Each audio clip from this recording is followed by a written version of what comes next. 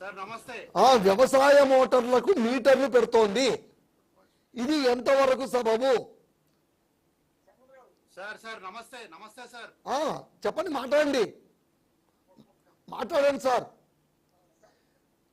విద్యుత్ మోటార్లకు నమస్తే. నమస్తే సార్. సార్ వినిపిస్తోందా? వినిపిస్తుంది సార్.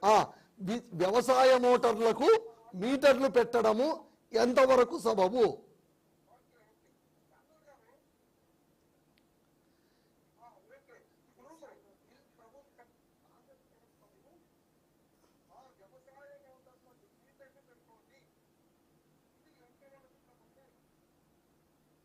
సార్ ఇప్పుడు ఈరోజు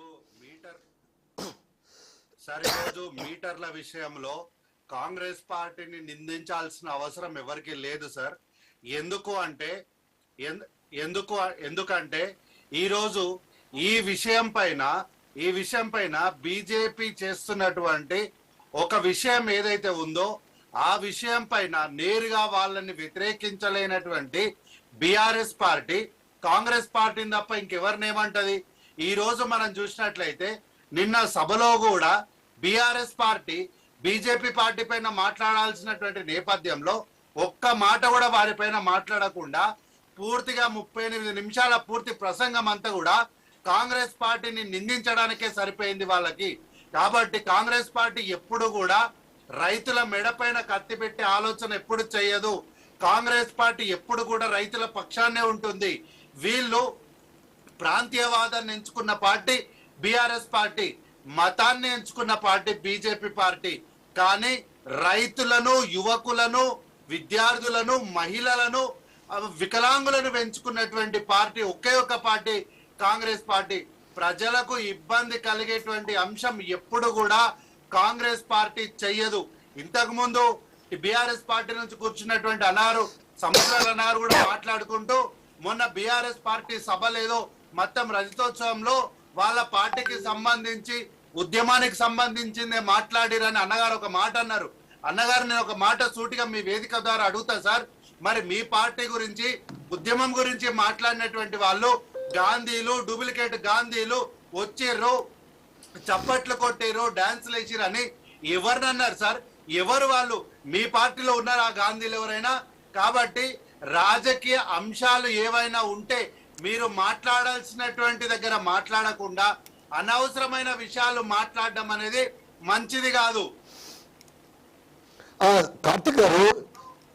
నేనేమంటున్నాను సార్, కాబట్టి నేనేమంటున్నా, మీటర్ల విషయంలో గాని, నీళ్ల విషయంలో గాని, రైతుల దగ్గర నుంచి ధాన్యం కొనుగోలు విషయంలో గాని ఎక్కడ కూడా ఈ రోజు రైతులకు ఇంతంత ఇబ్బంది కలగకుండా లోకల్ స్థానికంగా ఉన్నటువంటి శాసనసభ్యులు కలెక్టర్లతోని, ఎంఆర్ఓలతోని కలిసి ఈ రోజు ధాన్యం కొంటున్నారు.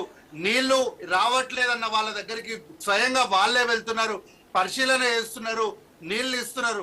గతంలో మనం చూసినట్లయితే ఐఏఎస్ ఆఫీసర్లు, తర్వాత ప్రభుత్వ ఉద్యోగులు అనవసరమైనటువంటి ఆడంబరాలకు వెళ్ళినటువంటి నేపథ్యంలో ఈరోజు ప్రభుత్వ అధికారులు రైతుల దగ్గర కలిసి పనిచేయడం అనేది మనం ఇక్కడ గమనించవచ్చు. కార్తిక్ గారు, అవన్నీ ఓకే.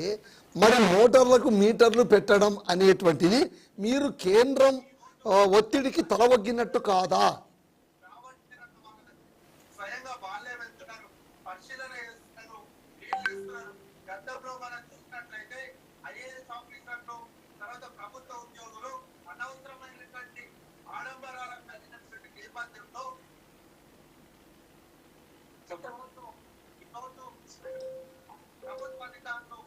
రైతుల దగ్గర కలిసి పనిచేయడం అనేది మనం ఇక్కడ గమనించవచ్చు.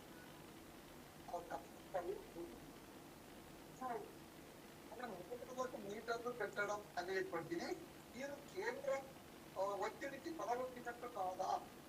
సార్, ఈ రోజు కేంద్రం పెడుతున్నటువంటి ఏ ఒక్క విధానాలు కూడా అందులో ముఖ్యంగా రైతులకు, ప్రజలకు ఇబ్బంది కలిగే ఎటువంటి విషయంలో కూడా మేము వాటికి తలొగ్గే ప్రసక్తే లేదు. మేమేం కల్వకుంట్ల చంద్రశేఖరరావు గారి హయాం కాదు సార్ మాది. ఎందుకంటే గతంలో కల్వకుంట్ల చంద్రశేఖరరావు గారు అనేకమైనటువంటి విషయాల్లో ముందుగా విభేదించాలి, తర్వాత అనుకూలించాలి. మీ విషయాలను కొన్ని వాటిని ఉదాహరణగా మీకు చెప్తా సార్. నేను డిమానిటైజేషన్ విషయంలో కూడా, నోట్ల బందీ విషయంలో ముందుగా వ్యతిరేకించినటువంటి కల్వకుంట్ల చంద్రశేఖర్ రావు గారు తర్వాత కొన్ని రోజుల తర్వాత డిమానిటైజేషన్ మంచిదే, మనకు ఆర్థిక వ్యవస్థ బాగుపడుతుందని మన దగ్గర నీతులు చెప్పినాడు సార్. తర్వాత ఆయుష్మాన్ భారత్ లో కూడా అట్లాగనే చేసినాడు సార్. తర్వాత అనేకమైనటువంటి విషయాల్లో, ఈవెన్ కరోనా విషయంలో కూడా ముందుగా విభేదించాలి, తర్వాత కేంద్ర ప్రభుత్వంతో కలిసి నడుస్తున్నామని చెప్పాలి. ఈ విషయాలన్నీ ఏంటి అంటే విభేదించిన తర్వాత కేంద్ర ప్రభుత్వంతో వీళ్లకు సంబంధించినటువంటి వాటాలను మాట్లాడుకోవాలి. వీళ్లకు కమిషన్ల పర్సంటేజ్ ముట్టింది, ఓకే, వీళ్ళకి సెటిల్ అయ్యింది అన్న తర్వాత మాత్రమే కేంద్ర ప్రభుత్వంతో మేము కలిసి నడుస్తామని చెప్పినటువంటి సందర్భాలు ఉన్నాయి. కాబట్టి కాంగ్రెస్ పార్టీకి అట్లాంటి అవసరం లేదు. కాంగ్రెస్ పార్టీ ఎవరి దగ్గర మెడలు వంచాల్సిన అవసరం మాకు లేదు. అయితే పోరాడతాం. బీజేపీ పార్టీతో ఎప్పటికీ మేము కలిసే అవకాశమే లేదు. కానీ బీఆర్ఎస్ పార్టీకి ఉంది. ఈ చరిత్ర 2009లో జరిగినటువంటి ఎన్నికల నేపథ్యాన్ని చెప్తుంది. ఇక్కడ రాష్ట్రంలో ఉమ్మడి ఆంధ్రప్రదేశ్ లో మహాకూటమితో జత కట్టినటువంటి కల్వకుంట్ల చంద్రశేఖర్ రావు గారు ఆ రోజు కూటమిలో భాగస్వామ్యం కాని బీజేపీ పార్టీతో ఎన్నికల తదనంతరం వెంటనే కేంద్రంకి వెళ్ళి నా పూర్తి మద్దతు బీజేపీకి ఉంటుంది అని చెప్పి తన స్టాండ్ ను మార్చుకున్నాడు. కాబట్టి మనిషి ఇక్కడ ఉన్నా సరే కానీ కల్వకుంట్ల చంద్రశేఖర్ రావు గారి మనసు ఎప్పుడు బీజేపీ పైనే ఉంటుంది. ఆంధ్రప్రదేశ్ లో జనసేన ఎట్లయితే బీజేపీకి బి టీమో అట్లాగే బీఆర్ఎస్ కూడా తెలంగాణలో బీజేపీకి బి టీము. కాబట్టి కల్వకుంట్ల చంద్రశేఖర్ రావు గారు లాగా రెండు విధానాల ధోరణితో కాంగ్రెస్ పార్టీ ఎప్పుడు ముందుకెళ్లదు. కాంగ్రెస్ పార్టీ ఎప్పుడు కూడా రైతుల పక్షాన నిలబడుతుంది. రైతులకు అన్యాయం చేసే విషయం కానీ, వారికి ఆర్థిక భారం కానీ, మరి ఏ ఇతర విషయాలైనా వారికి ఇబ్బంది కలిగే అంశాలపైన కాంగ్రెస్ పార్టీ ఎప్పుడు కూడా కేంద్రంతో విభేదిస్తూనే ఉంటుంది. మోటార్ల విషయంలో కూడా రైతులకు మేము ఎప్పుడు కూడా ఇబ్బంది పెట్టే ఆలోచన మాకు లేదు.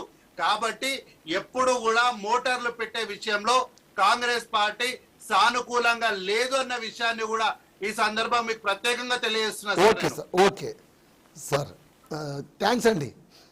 సార్ సముద్రరావు గారు, కాంగ్రెస్ వాళ్ళు తేల్చి చెప్తున్నారు. ఇప్పుడు మాట్లాడుతూ నాకు కొంచెం శామ్యూల్ కార్తిక్ గారు క్లారిటీగా, ఓకే, ఆయన మాట్లాడింది నాకు అర్థమైంది. 1.5 సంవత్సరంలో కాంగ్రెస్ ప్రభుత్వ తీరు ఇవన్నీ దృష్టిలో పెట్టుకొని కేసీఆర్ గారు సభాముఖంగా మాట్లాడడం జరిగింది. ఇప్పుడు ఎవరిని అంటున్నారు అంటే చూస్తున్నారు కదండి. కేసీఆర్ గారు అనాల్సిన అవసరం లేదండి. ప్రజల దగ్గరికి వెళ్ళండి, మీరు ఏ మండలానికన్నా వెళ్ళండి, ఏ గ్రామానికన్నా వెళ్ళండి, ఏ నియోజకవర్గం కన్నా వెళ్ళండి, కాంగ్రెస్ ప్రభుత్వ పనితీరు ఎలా ఉందో వాళ్ళే చెప్తారు.